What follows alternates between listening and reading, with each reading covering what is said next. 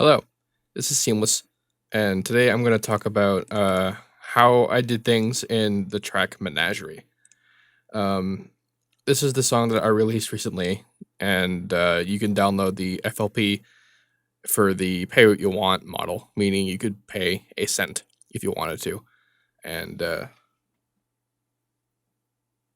and you would have access to this project. What I'm using right here is the actual project that you would get, so it's very one-to-one and handy. Anywho, in How to Base 8, I think, or 7, one of them, I touched on how I did the FM and the Vocoder stuff, as well as the Haror-based resampling in the drops. So I will go over them again, but if you want more specifics about that in particular, go look at those videos. Anywho, let's get started with the beginning. It's a pad. It's very pad-like. It's also a Haror preset called Emblem. I use presets. I do. It's because I'm bad at making things that aren't bass. I'm learning. I'm steadily learning things, but that's why things tend to sound very like old school and retros, because I don't really know how to do much else in terms of like synths and stuff. So it's just a preset. As far as chords that I chose, it's just like the most basic progression of all time.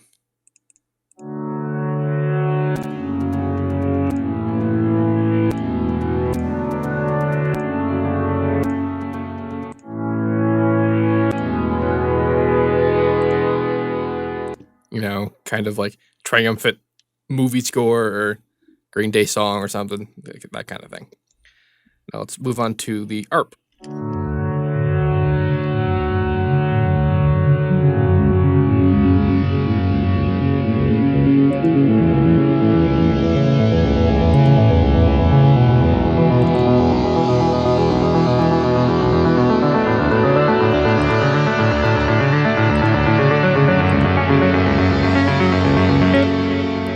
So, if you're familiar with FL Studio, you probably already know what's going on, but in case you aren't, you're probably wondering why there's chords here and not like arpeggiated notes.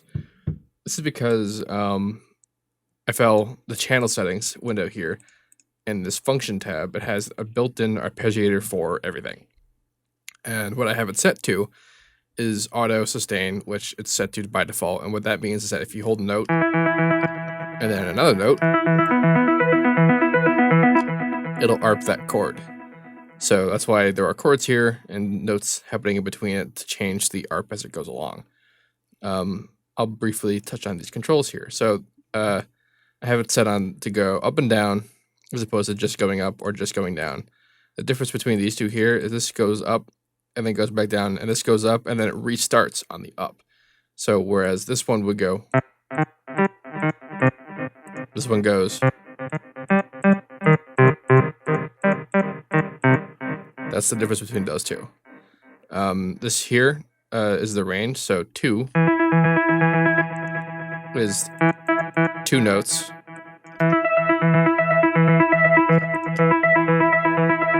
And that's 3 notes. And then the repeat here determines how many times it repeats each note.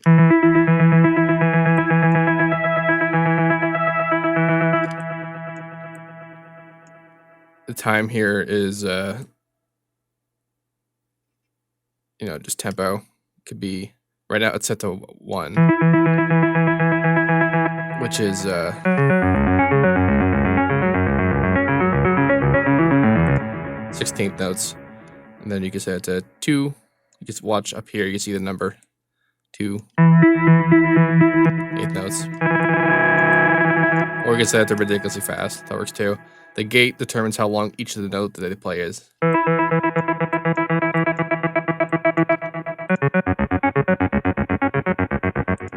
That kind of thing. If you turn on slide, gate becomes slide time.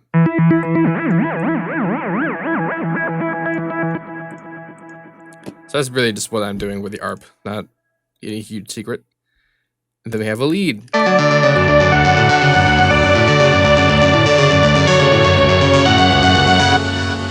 Now, Now, I actually didn't make this one, which is why it sounds stupid. I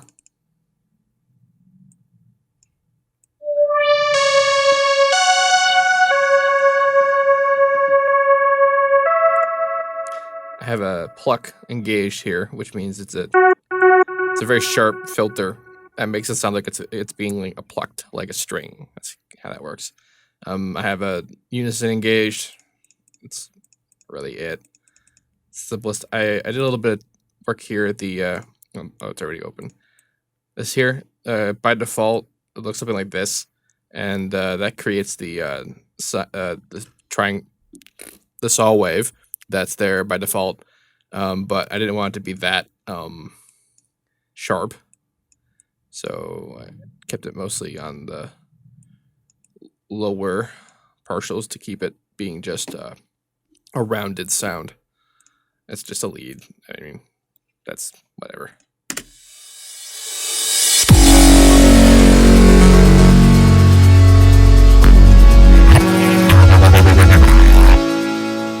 So this here is a little bit of damage control on my part.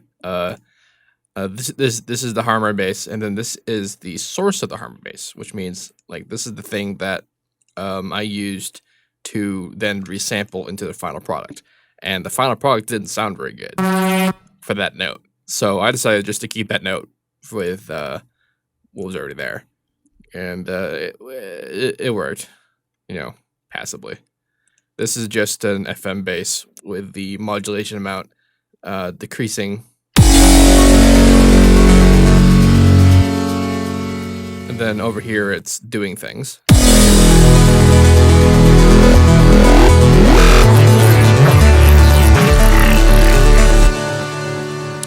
So, briefly, I'm going to touch on the process of how this Harmor stuff works, just because I haven't talked about it as much as I have the FM synthesis business.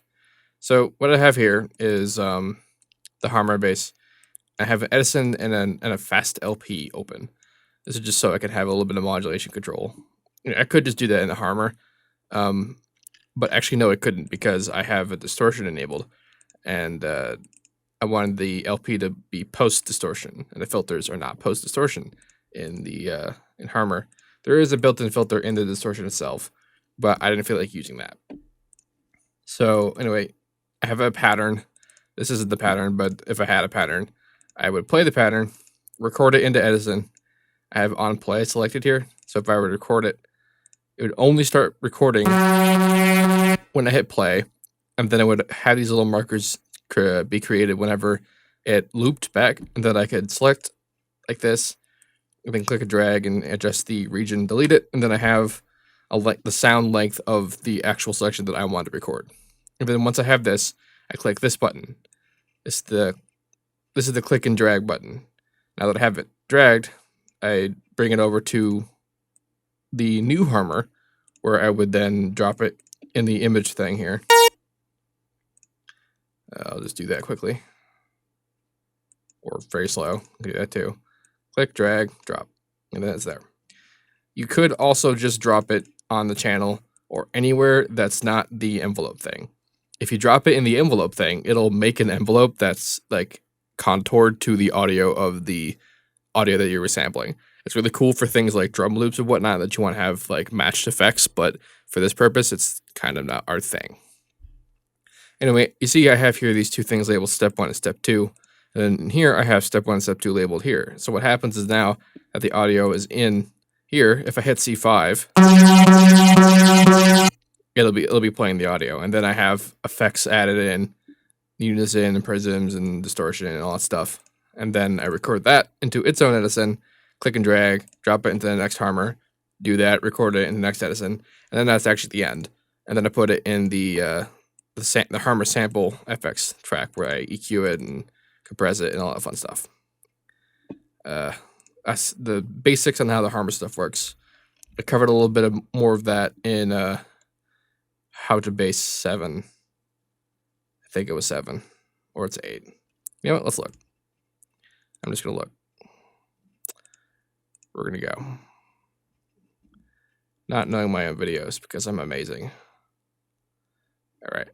Okay, so how to bass 7, I covered a Harmor, and how to bass 8, I covered the basses that are present in the bass drop for this track. I did that. I think I also talked about this Harmor process in there as well, but whatever. Okay, now I also made this riser, and this riser is really cool, but not because of how it sounds, which is also, it's kind of neat, but this just looks awesome.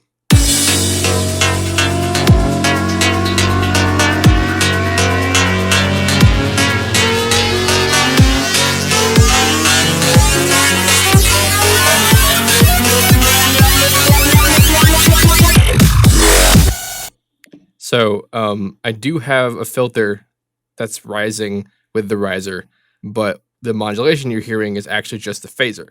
Now, the phaser in Harmor is way more awesome than any phaser ever because it works with Harmor's additive engine. So you can do a lot of cool things that you couldn't do with normal phaser. So right now I have it set to the harmonic option here, and that's why it's creating it like on those notes like that. Because like if I were to, it's not making audio, but you can just watch it, so you can see what's happening.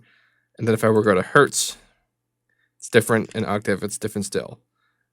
Hertz and octave are. I'm just gonna turn the speed down. And then I had the mix way huge, so that's why it's really sharp like that. And then also a box. See, and in here you have phaser shape types, and like classic phaser, it's very washy. You know, it's basically just like an active filter as a result of phase cancellation. It's a phaser. That's what phasers do. And then, you know, it's just, you can do way neat things. And then you have different shapes or whatever. And you can also make your own shape. And look at that. What does that even do? I don't know. Let's go listen to it. What channel are you in? It's probably labeled. It's not labeled. Oh, I'm on it because I'm smart. I'm a genius. That's noise.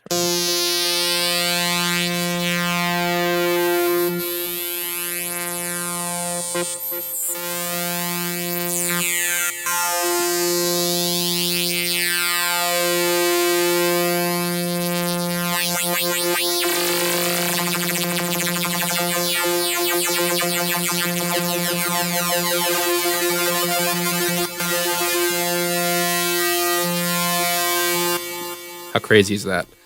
But that's basically why the modulation is happening the way it is. Let's do it again.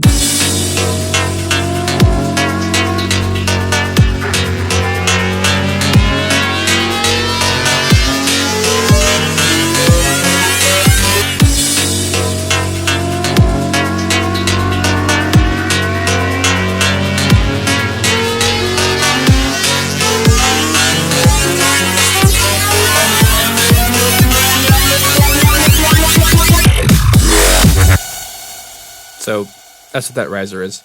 I also have it layered with something else somewhere. I don't know where it is. What's this? That's just that emblem pad. And here's noise. Now this is just the simplest thing ever. This is filtered white noise with like a delay and stuff, and the chorus and stuff like that. How do you do that? Well, in each of the operators, you have these 6 little faders, and the last one is just called noise. If you turn it all the way up, doesn't matter what like waveform it is, it's gonna be just that noise. And then I have it routed into a filter, and then the filter goes out, and then there's effects. And then I modulate the cutoff knob. I think I linked it to mod X. Nope, I just straight modulated the cut off like that. Right click. Yep. Let's link to the controller. Look at all my automation clips, Jesus. Anyway, so that just begins here, it goes down, and then goes back up. All the automation is down here. It's compressed because it doesn't look pretty. Anyway, now we're finally at the drop. So what I'm going to talk about instead of the bass is the drums.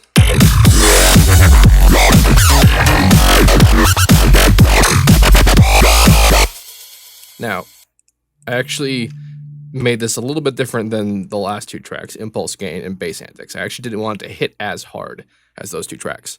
It still hits pretty hard.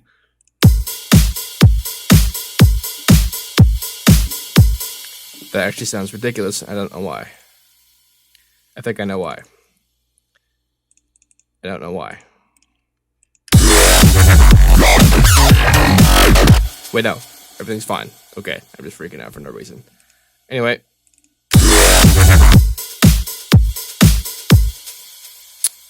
I'm also using a kind of kick. I wouldn't normally go over that kind of lasery sound that's going in there. It's not super lasery sound, but it has that kind of pitch shift going on. I don't normally go for that, but I decided to see what would happen if I did. And it kind of worked out. So in the mixer, we have all the things that are labeled and they go where they go. I actually have the hats and stuff like that going into the sidechain for it to be crushed by the kick. Sidechaining, if you don't know, creates this effect.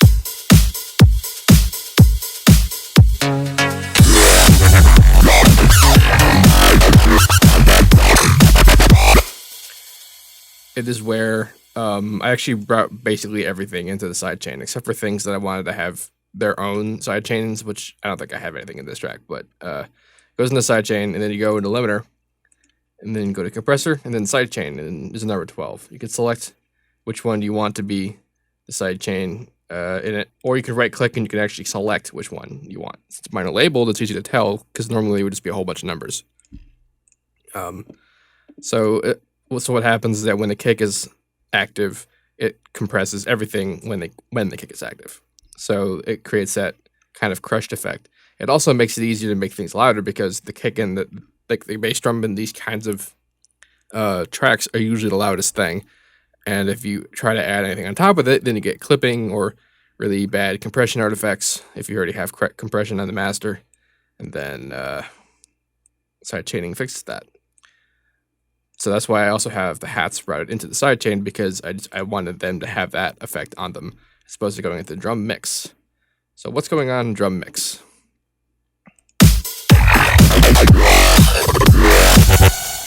Well, this is where that distorted sound is coming from. You'll probably notice that. I have the soft saturation enabled. So what does soft saturation do? Well, you can see here in the Maximus channel, I am actually not compressing the master channel. I am compressing the low and the mid and the high, but in the master, not so much.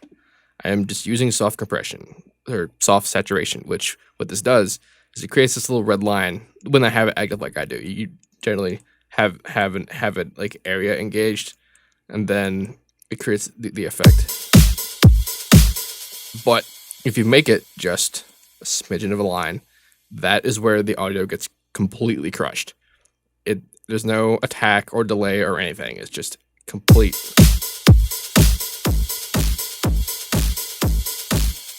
Total crushing. And also distortion. That's actually how some distortion actually does its business. But this is by default set on 0 dB, so I just use that on the drums, because typically the transients are so loud and hard that a little bit of distortion doesn't really hurt, and it just makes it sound and feel louder, even if it isn't actually louder. So that's why I do that. Also the same thing on the master, but on the master I also include a little bit of actual compression going on. Well, that's my voice. Hi, voice. In the master, you see that I actually have two compressors. One is on and one is off. That's what this huge blue automation clip is for. That's because for parts where I don't have kick drums engaged, I go to the other one, because when there's not kick drums, it doesn't get there's not enough like sharp transient audio that the distortion actually becomes really obvious. Like all this stuff. It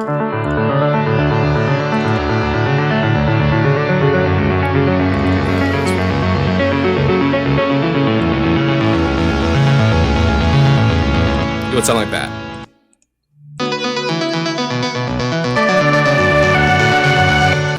I don't want that. I do not want that.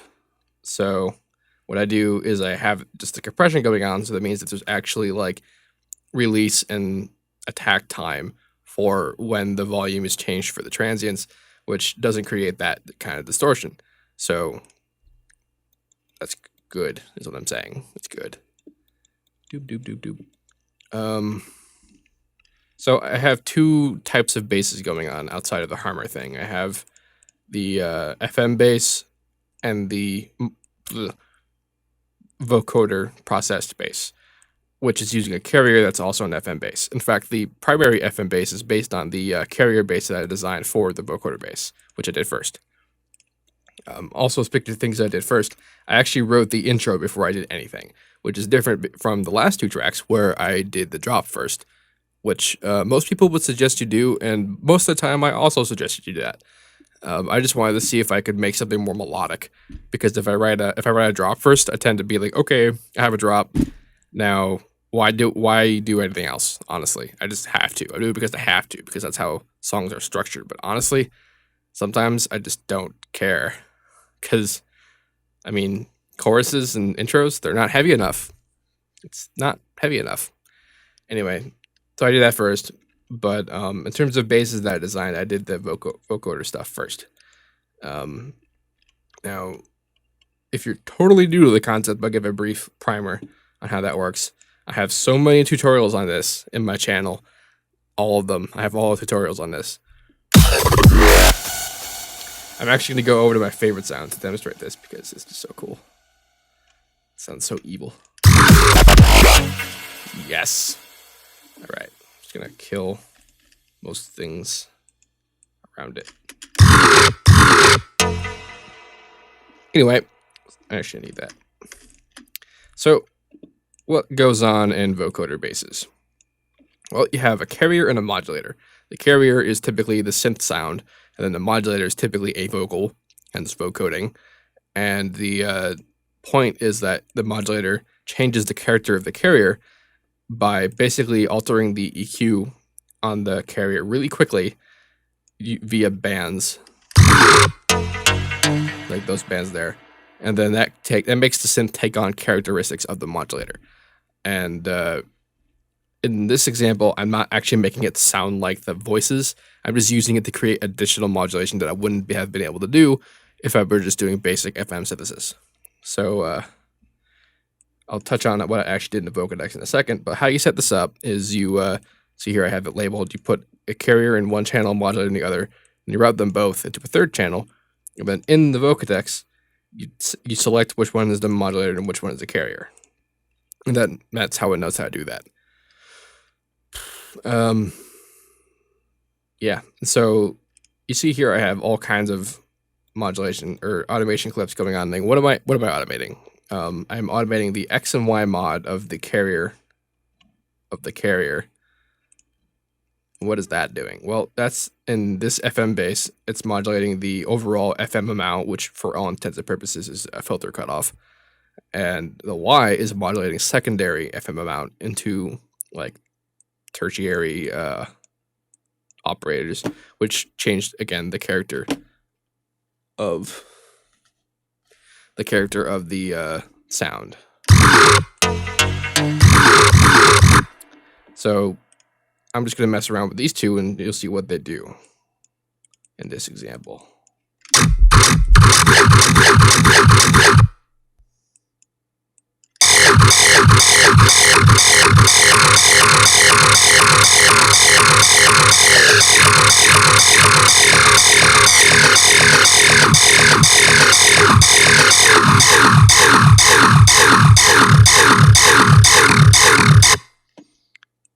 So there's just a little bit of difference in the sound there.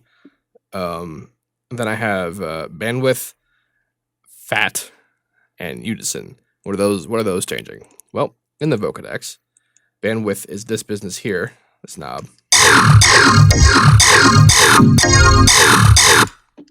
Filter fat is this business below the bandwidth.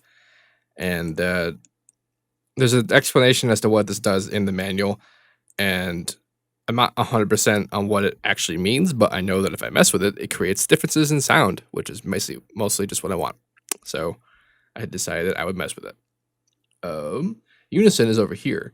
Now, the way that the unison appears to operate is that it creates different voices for the vocoder, but it's not just like a normal unison in lots of other synths. would just be things like phase and pitch and panning. The panning is definitely there, but the differences in pitch, I think, are actually just the modulator pitch, and that doesn't actually change the pitch of the overall sound. It changes the position of the bands, and that creates a wildly different sound when used in the vocoder like this.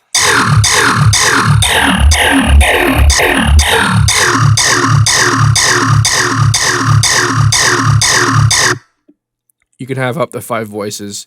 Using more voices uses more CPU. I just stuck with 2 just because. Like if I were to use 5.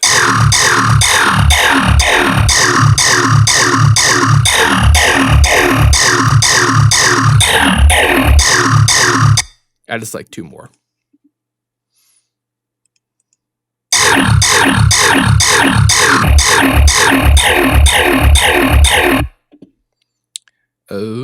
Yeah. So that's what those are. And then over here, this extra one is the stereo width envelope.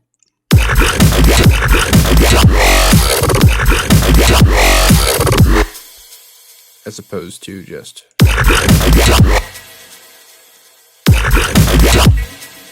So I just use that for additional like accents on phrase endings and things. The vocal samples that I'm using here are just from here. Oh yeah. Particularly this one. Oh yeah. In the case of this one over here, I'm using... Don't stop now. Oh, that's not what I'm using. I'm using this one. Freak me, baby. A lot of things just do things you wouldn't expect. So a lot of that's basically everything I've ever done has been trial and error until I do it enough that I just will know what it sounds like when I do it, even if I don't know why. All right, so that's that bass. Let's talk about the FM bass now.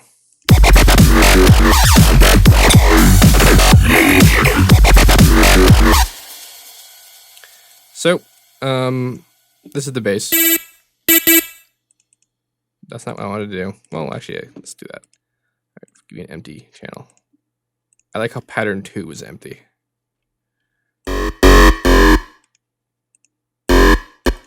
I have a pitch difference. There it is.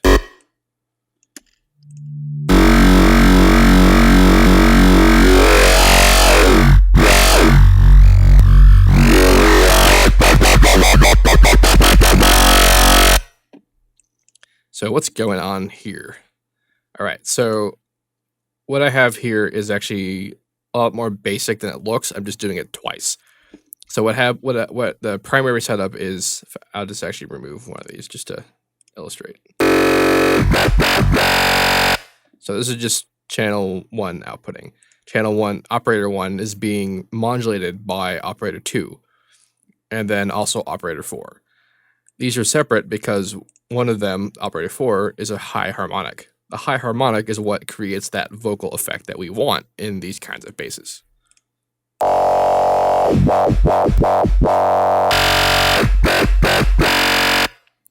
That reverb effect, by the way, is being controlled in the effects send here, where the volume is being modulated by modulation X. So that means that when it's on, and when it's off, it's off. It's being controlled. I don't have to have a whole separate automation clip just to control the reverb like I did in something like Bass Antics. So yeah, anyway, there's that. And then I just did a whole nother one of those with a different high harmonic just to create a different voice type. Really, that's really the whole reason why I did that. There's not really, I mean, you could technically accomplish this with 2 citruses, but I just decided to do it in 1. Anyway, both of the high harmonics are being again FM'd by operator 6. Operator 6 is also going out for additional sub structure, but that's what operator Y does. I believe 4 and 5, yeah, 4 and 5 have their mod being controlled. The differences in height here are just determined by trial and error. That's how high I want it to go. I don't want it to go that much higher. But the mod is being controlled by Y, and then it creates that kind of squelchy increase in the tone. So if I have Y all the way off, so this means that 6 might as well not be here. Very basic sounding. And then if I turn it all the way up, it gets a little bit more squelchy.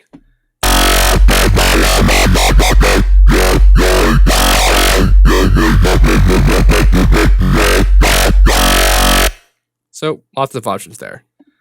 And then in the effects channel, I just have a chorus that's a little bit on the low side, a whole bunch of EQ, and then it goes to the sidechain to be killed by the kick drum.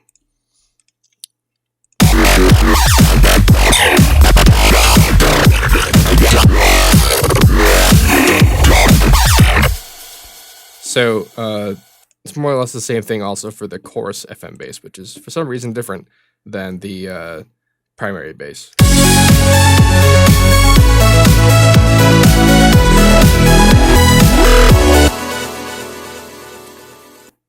These are all things that I've covered before, not in the least in how to bass 8, which I actually literally talked about precisely this before, but I'm doing it again just so that all of this can be in a single place. So let's go talk about this guitar solo for a second. Actually, let's not. I'm going to cover some more things that happen in the drop, like the doodads. I'm going to do the stab first. What is going on here, man? Well, this is actually a preset that I screwed with. It's a piano preset.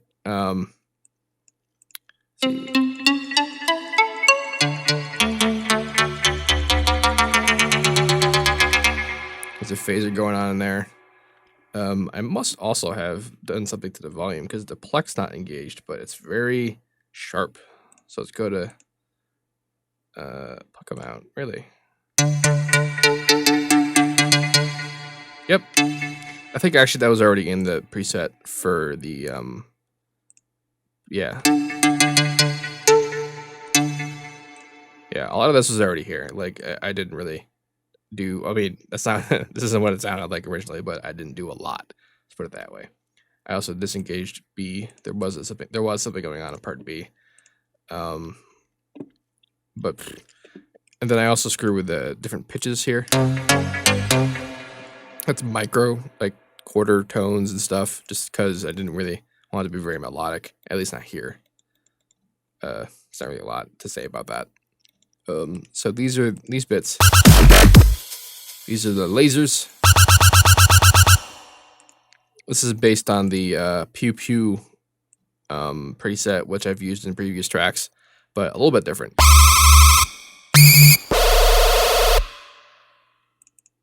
Okay, so that vibrato pitch thing that's going on is actually not a vibrato. It's being frequency modulated really slowly.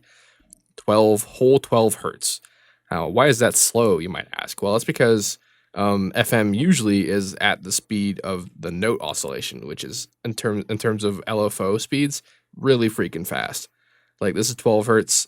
A bass note is like between 50 and 300 hertz, and then like a higher note could be in the thousands, 10,000 hertz. Not that would ever really sound very good, but it could be. But that's how fast FM usually is. Stuff like that.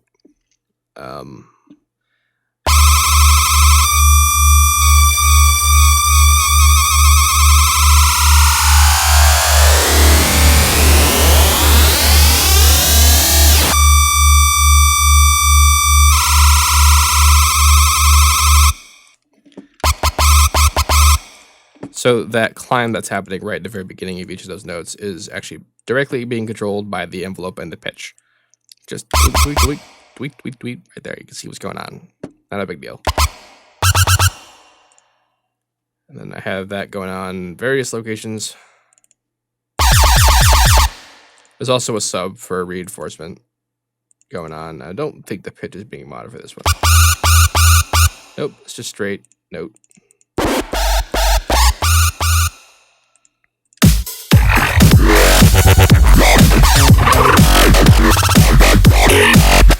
So that's what that is. What else? Okay. In the chorus here.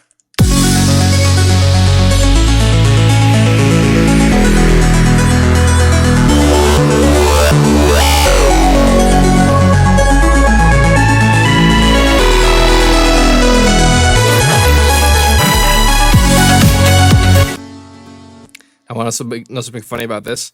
This whole chorus is just double timed of the intro structure.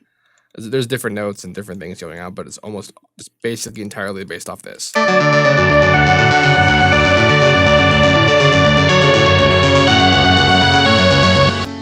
As such, these parts ended with, or had in them, this Haror bass note.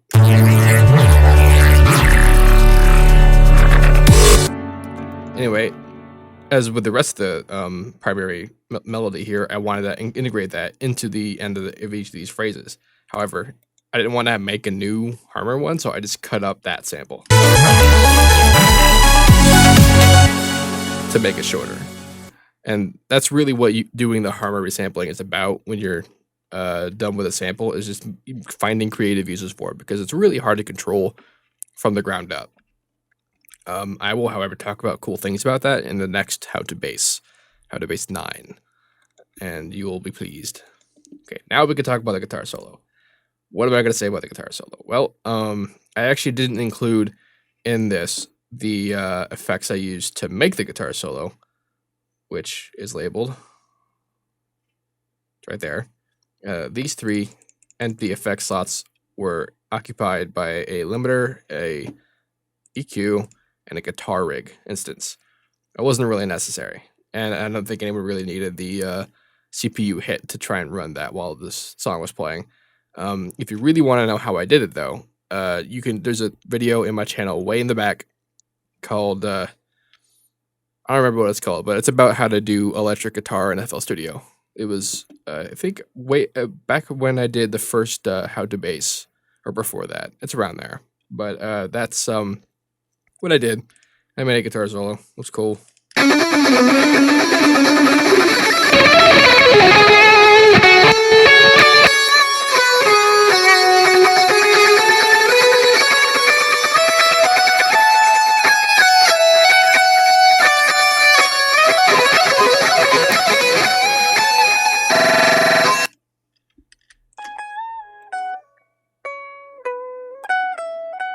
I included the dry file for the guitar solo in this FLP. So if you wanted to pick up the FLP and mess around with it with your own like emulation effects, or even reamping, if you have that kind of set up, then you can.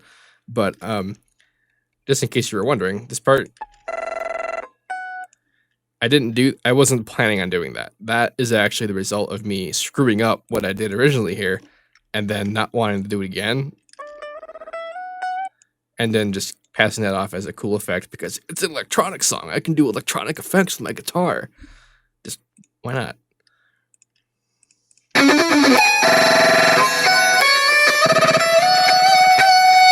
And it totally worked. Oh yeah. By the way, if you don't know what I'm doing here, I'm holding Alt and clicking on these things, and that selectively disables the clips, which is a lot more efficient than turning off entire tracks to silence something, because then you try to go do something else. It's like, crap, a whole bunch of other stuff is being silenced. So I just do that with the Alt click. Right Alt, by the way. Left Alt doesn't do that. Again, in the beginning of this chorus, I had the noise channel, which is, I've already explained that. So yeah. Okay.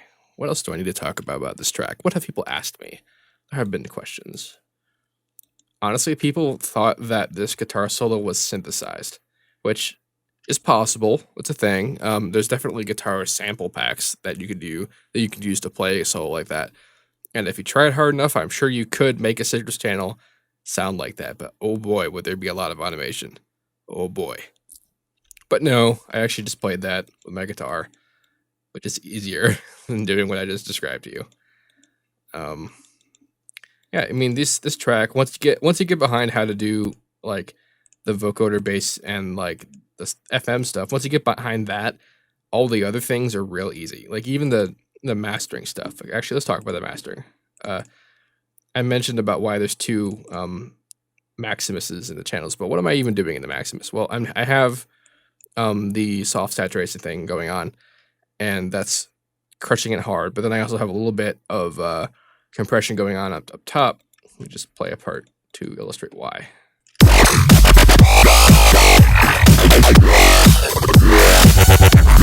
Oh, and I also have the post increased just a tiny bit.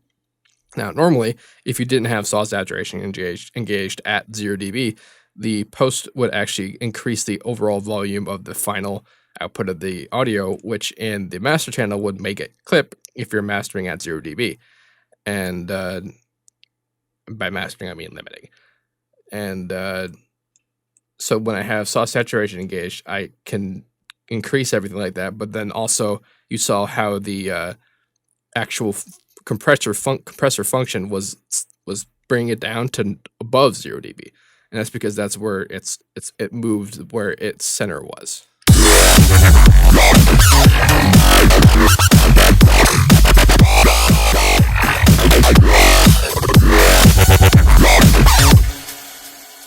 And so I have this little compression engaged, so you can see here the visual of where the audio is. So when the audio is here, there's no compression.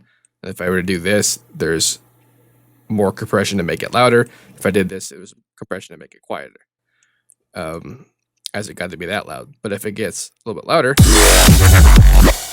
can see here at 0 dB, that's what's going on. But I'm letting it getting above 0 dB so that it can be crushed by the soft saturation, but not so far above that the distortion becomes too evident.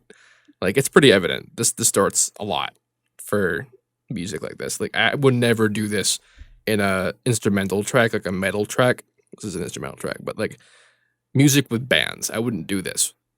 I would on certain things, like on the drums sometimes, but on the overall mix, it has to be very careful because things like vocals and clean and high sounds will distort immediately when there's soft saturation, and that sounds bad. But for stuff like this, no one gives a damn because practically every sound in this track is distorted already. So it kind of sounds great. And if you know anything about me, you know that I just love Noisia. And Noisia, oh, they crush everything. It is so crushed, and it sounds great. Because the world is not heavy enough. It's not. Yeah. So, I mean, take all this with a grain of salt because people have totally told me that they don't agree at all with my mastering practices, and this could even be barely considered not mastering, just as is. It's quick and dirty. I mean, I typically don't engage the master until I've completed the drop, just so I know how hard it's going to sound in comparison to everything else. So there's that. I believe that's everything. Let me know if I missed anything, and I'll talk about it in comments or whatever. I try not to miss things. Also, by the way, at this point, I have over 2,000 subscribers on YouTube. How cool is that? Oh my god. I'm so happy. You guys make me happy. You do. Also, super thanks for people who donated to buy this FLP and also the one before it.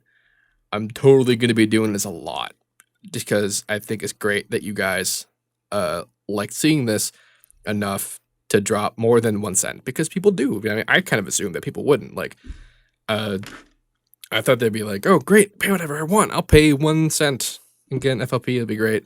I mean, obviously people did. They dropped like 17 cents because they think they're silly. But one guy even dropped $30. $30. You, sir, win. You have won. You have totally won. But, so yeah, I mean, I'm really glad that the response to that has been positive. Anywho, that's it for this. I'm going to go work on how to bass 9 now. And we'll talk to you later.